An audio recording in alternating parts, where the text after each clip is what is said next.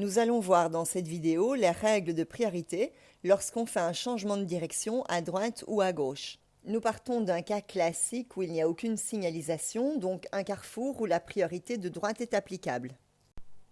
Tout d'abord, il va falloir céder le passage aux piétons dans le cas où il y a un passage pour piétons devant vous. On va céder le passage aux piétons qui se présentent de droite ou de gauche, que le piéton soit déjà engagé ou non. Donc même si le piéton attend devant le passage, on est obligé de s'arrêter pour le laisser passer.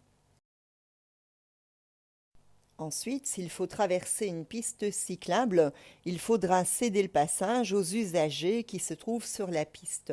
Que ces usagers viennent de droite ou de gauche n'a aucune importance, il faut leur céder le passage. Il pourrait y avoir une deuxième piste cyclable à notre droite. Pensez aussi à céder le passage aux usagers de cette piste. N'oubliez pas que le vélo peut arriver de l'arrière ou de l'avant, donc jetez un petit coup d'œil dans votre rétroviseur latéral et dans votre angle mort avant de faire le changement de direction.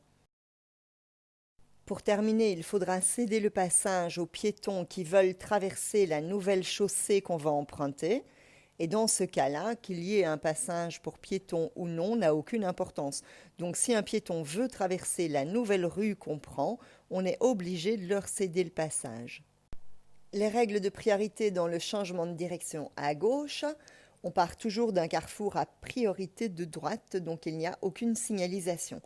Au départ, c'est pareil que pour le changement de direction à droite, on va céder le passage aux piétons, dans le cas bien entendu où il y a un passage pour piétons devant vous. Ensuite, si on traverse une piste cyclable, on cède le passage à tous les usagers. À nouveau, pensez à bien regarder des deux côtés. Et pour avoir une bonne visibilité, on peut aller sur le passage pour piétons, ça ne pose pas de problème.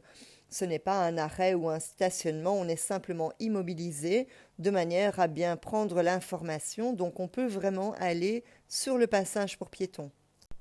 C'est un carrefour où la priorité de droite est applicable, on va changer de direction à gauche. On va donc s'engager en douceur jusqu'au centre du carrefour. Bon, on va quand même pas non plus déborder carrément de l'autre côté, mais il faut quand même bien avancer l'avant, d'abord pour avoir une bonne communication avec le véhicule qui vient de gauche. En étant bien engagé, ce véhicule comprend qu'on prend notre priorité. Et au moins, on a une très bonne visibilité sur la droite. On voit bien les véhicules arriver et donc on cède le passage aux véhicules qui viennent de droite.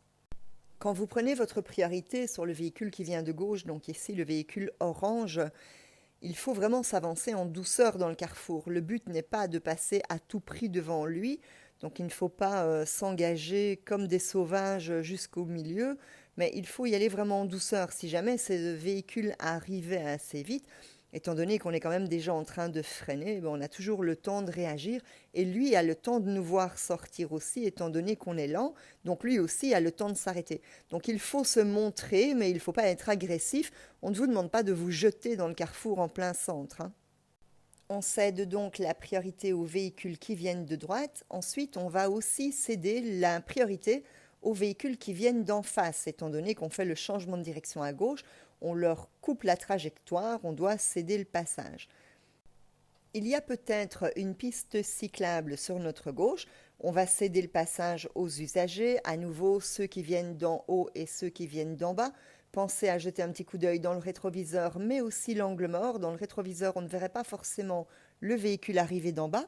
Et on doit aussi céder le passage aux piétons qui veulent traverser la nouvelle chaussée qu'on va emprunter. Et dans ce cas-là, qu'il y ait un passage pour piétons ou non, on est obligé de céder le passage. Donc lorsque je change de direction, je dois toujours céder le passage aux piétons qui veulent traverser la nouvelle chaussée que j'emprunte. C'est valable aussi, par exemple, à la sortie des ronds-points. Imaginons qu'on quitte un rond-point et des piétons veulent traverser. Même dans le cas où il n'y a pas de passage pour piétons, vous êtes obligé de leur céder le passage, étant donné que vous faites un changement de direction. Pensez à faire attention aux pistes cyclables. Bien souvent, les vélos circulent à contresens. On ne sait pas du tout de quel côté ils peuvent s'engager. Peut-être que la piste cyclable est praticable des deux côtés.